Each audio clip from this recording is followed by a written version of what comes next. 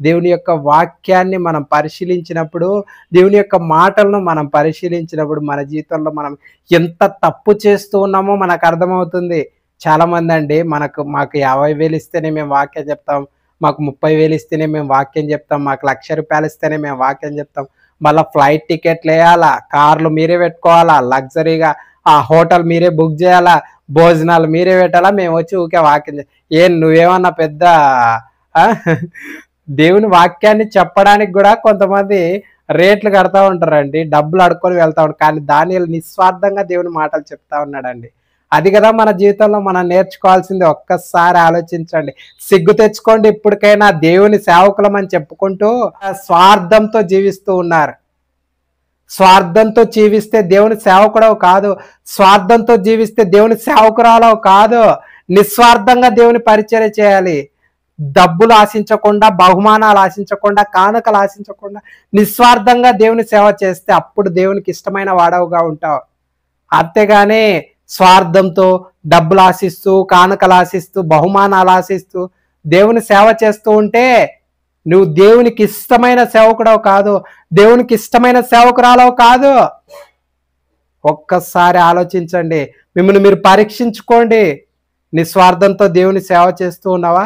స్వార్థంతో దేవుని సేవ చేస్తూ ఉన్నావా? కొంతమంది అయితే వారి ఫేమ్ను సంపాదించుకోవడానికి స్వార్థంతో సేవ చేస్తూ ఉన్నారు. ఒక్కసారి ఆలోచించండి నా ప్రియమైన సహోదరి సహోదరులారా. అందుకు దానియేలు ఇట్లా నేను నీ దానములు నీ యొద్ద ఉంచుకొనుము, నీ బహుమానములు మరి ఎవరికైనా ఇమ్ము. ఎవరికైనా ఇచ్చుకో, నాకు అవసరం లేదు. మనం చెప్పగలం కానుకలు ఇచ్చరా తెమ్మ తెమ్మ అంటాం కదా మనం. కానుకలు పట్టుకరా ఉండరా అంటావా? బహుమానాలు ఇస్తే తెత్తే మాకు పనికొస్తాయి అంటావా? ఎవరికైనా ఇచ్చుకో, నాకు అవసరం లేదంటున్నాడు దానియేలు. అయితే నేను ఈ వ్రాతను చదివి దాని భావమును రాజునకు తెలియజెప్పేదను. నిజంగా దానియేలు బెల్షస్సరుకు, రాజైన బెల్షస్సరుకు ధీటుగా జవాబిస్తూ వచ్చాడు. దానియేలును బెల్షస్సరు పిలిపించి, నువ్వు నిజంగా కలలు దాని భావాలు చెప్తావు అంట కదా, మంచి మర్మాలు చెప్తావు అంట కదా, ఒకవేళ నువ్వు ఈ చేవ్రాతను చదివి దాని అర్థానికి నువ్వు చెప్తే గిన నేను నీకు ఆ యొక్క కల్దీలకు, తర్వాత మాంత్రికులకు, ఆ యొక్క శకునగాండ్రులకు ఏ విధంగా చెప్పాడో అదే మాటలు దానియేలుకు చెప్తా ఉన్నాడు. నీకు మంచి బహుమానం ఇస్తాను, తర్వాత ఊదారంగు వస్త్రాన్ని ఇస్తాను, నీ కంఠంలో ఆ కిరీటాన్ని, సువర్ణ కిరీటాన్ని వేసి ఆ రాజ్యమంతటా ఊరేగించి తర్వాత 3వ భాగానికి రాజుగా చేస్తాను, 3వ భాగానికి అధికారిగా చేస్తానన్నాడు. అన్నప్పుడు దానియేలు ఏమన్నాడు? నీ బహుమానాలల్లా నీ దగ్గరే పెట్టుకునైనా నాకేమొద్దు, కావాలంటే అది చదివి వినిపిస్తానన్నాడు. నిజంగా ఎంత నిస్వార్థమైన జీవితం దానియేలు, ఎంత నిస్వార్థమైన జీవితం అండి.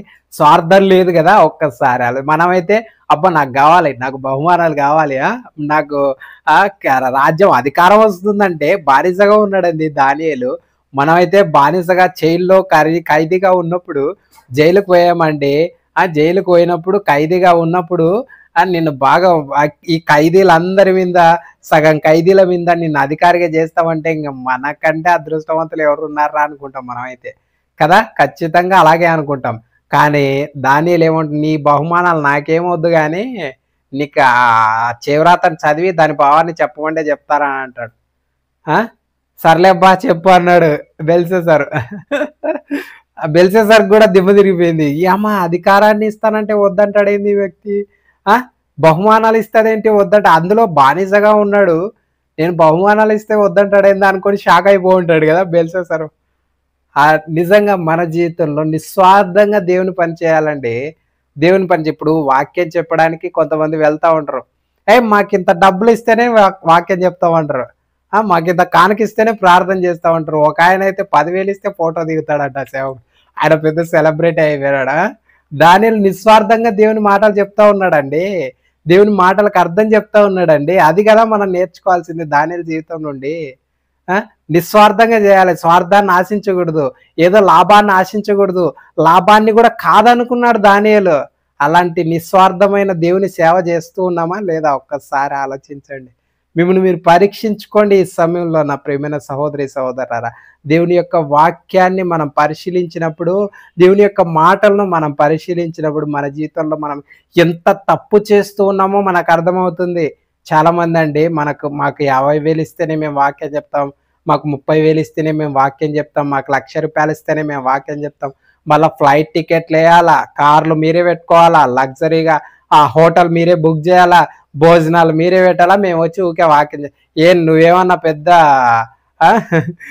దేవుని వాక్యాన్ని చెప్పడానికి కూడా కొంతమంది రేట్లు కడతా ఉంటారండి, డబ్బులు అడుక్కొని వెళ్తా ఉంటారు. కానీ దానియేలు నిస్వార్థంగా దేవుని మాటలు చెప్తా ఉన్నాడండి. అది కదా మన జీవితంలో మనం నేర్చుకోవాల్సింది. ఒక్కసారి ఆలోచించండి, సిగ్గు తెచ్చుకోండి. ఇప్పటికైనా దేవుని సేవకులం అని చెప్పుకుంటూ స్వార్థంతో జీవిస్తూ ఉన్నారు. స్వార్థంతో జీవిస్తే దేవుని సేవకుడవు కాదు, స్వార్థంతో జీవిస్తే దేవుని సేవకురాలవు కాదు. నిస్వార్థంగా దేవుని పరిచర్య చేయాలి. డబ్బులు ఆశించకుండా, బహుమానాలు ఆశించకుండా, కానుకలు ఆశించకుండా నిస్వార్థంగా దేవుని సేవ చేస్తే అప్పుడు దేవునికి ఇష్టమైన వాడవుగా ఉంటావు. అంతేగాని స్వార్థంతో డబ్బులు ఆశిస్తూ, కానుకలు ఆశిస్తూ, బహుమానాలు ఆశిస్తూ దేవుని సేవ చేస్తూ ఉంటే నువ్వు దేవునికి ఇష్టమైన సేవకుడవు కాదు, దేవునికి ఇష్టమైన సేవకురాలవు కాదు. ఒక్కసారి ఆలోచించండి, మిమ్మల్ని మీరు పరీక్షించుకోండి. నిస్వార్థంతో దేవుని సేవ చేస్తూ ఉన్నావా? స్వార్థంతో దేవుని సేవ చేస్తూ ఉన్నావా?